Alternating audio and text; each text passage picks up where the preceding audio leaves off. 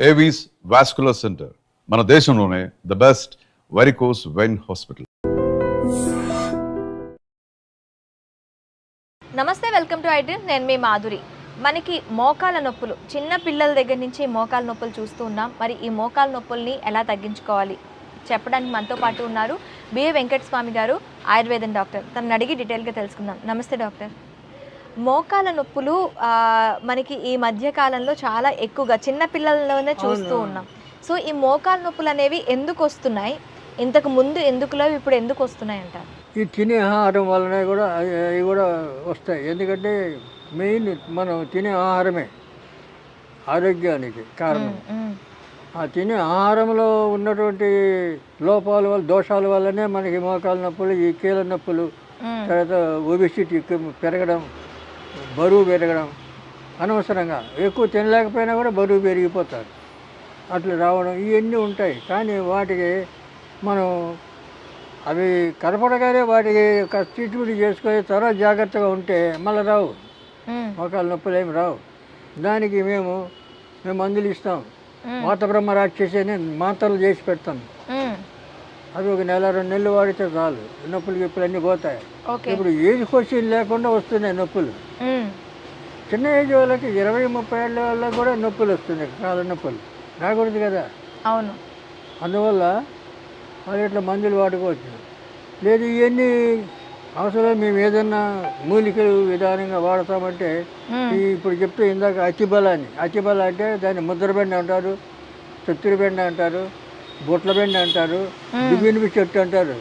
ఇన్ని పేర్లు ఉన్నాయి దానికి. ఆ చెట్టు ఎక్కడ పడితే అక్కడ దొరుకుతుంది, దొరకని ఏమి కాదు. అలా ఆకులు తింటే దానివల్ల ఈ కీళ్ళ నొప్పులు రావు, షుగర్ రాదు, ఒబిసిటీ రాదు, ఏది రాదు, అంత పని చేస్తుంది. అలాగే దుసరతీగ, అలాగే తర్వాత ఇది నల్లేరు అంటారు. ఓకే. ఇది ఎంత మెత్తగా ఉందో, దీని పేరు సంస్కృతంలో వజ్రవల్లి. ఓకే. వజ్రముతో సమానమైంది. దీన్ని పొడి చేసుకొని సంవత్సరం పాటు తింటే ఈ ఎముకలు యాక్సిడెంట్ అయినా ఎరగవు. ఓకే. అంత గట్టిపడతాయి, ఎముకలు గట్టిపడతాయి. వీళ్ళు కుస్తీలు పడుతుంటారు, పైలిమాన్లు, వాళ్ళంతా వాడతారు ఇది. కాబట్టి ఇటువంటి మూలికలు చాలా ఉన్నాయి మనకు. అవన్నీ వాడాలంటే ఎవరు మేము ఎక్కడ పోతాం, ఎక్కడ తెచ్చుకోవాలో ఏం కదా అని చెప్పి అంటారు. అందువల్ల అవి కీళ్ళ నొప్పులకు దానికి మేము మందులు ఇస్తాం. నెల 2 నెలలు తగ్గిపోతాయి. తర్వాత జాగ్రత్త ఉండాలి. ఇప్పుడు ఎప్పటికీ మళ్ళీ ఇప్పుడు వచ్చిందని మళ్ళీ రాకుండా చూసుకోవడానికి మనం జాగ్రత్త ఉండాలా. ఈ మందు వల్ల ఒకసారి పోయిన రోగం మళ్ళీ రాదు. ఓకే. ఇప్పుడు ఆయుర్వేదం సిస్టమ్ ఏంటంటే ఒక రోగానికి మందు తింటే 10 రోగాలు నయం చేస్తుంది. ఓకే. అలోపతి ఏంది, ఒక రోగము మందు తింటే 10 రోగాలు పుట్టిస్తుంది. అవును, కెమికల్ అది. అందువల్ల దీనికి చాలా తేడా. ఎందుకు ఇప్పుడు చాలామంది ఈ సూపర్ స్పెషాలిటీ అని చెప్పి హాస్పిటల్స్ పెట్టి లక్షల బిల్లు, ఎందుకో తెలియదు. లక్షలు ఎందుకు ఇవ్వాలా? ఒక 2-3 వేలు, 3 వేలు, 4 వేలు ఖర్చు పెట్టుకుంటే రోగం పోవాల. అది లేదు ఇప్పుడు. ఆ పేరు చెప్పగానే వాడు ముందు బిల్లు లక్షల్లో ఉంటుంది. రెండోది, వాళ్ళ దగ్గర పోతే ఏం చేస్తారు, ముందు స్కానింగ్ అంటారు. వాడు ఒక మాత్ర కూడా ఇవ్వడు. స్కానింగ్ చేసినంత 10,000 బిల్లు కట్టి ఉంటాడు ముందు. ఆ రిపోర్ట్ రేపు చూసి చెప్తా పొమ్మంటాడు.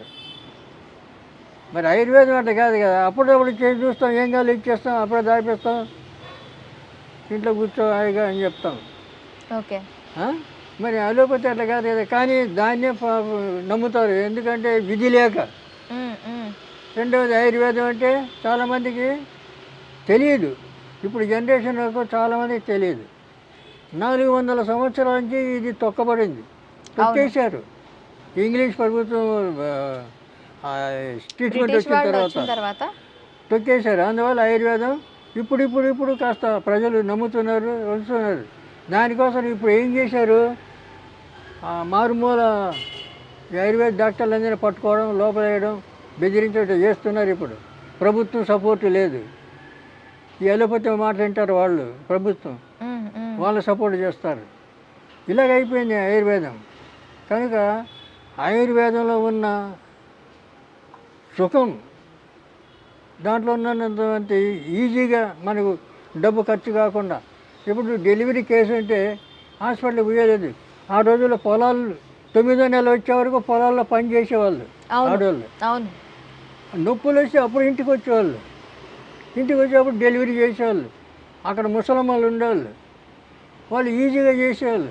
ఏమీ లేదు, మేక పింటికలు ఉన్నాయి కదా, మేక పింటికలు నెయ్యి బాగా కరిగించి దాంట్లో బాగా పిసికేసి ఒక గ్లాసుడు తాపించే నొప్పులు చూడు తాగిస్తారు.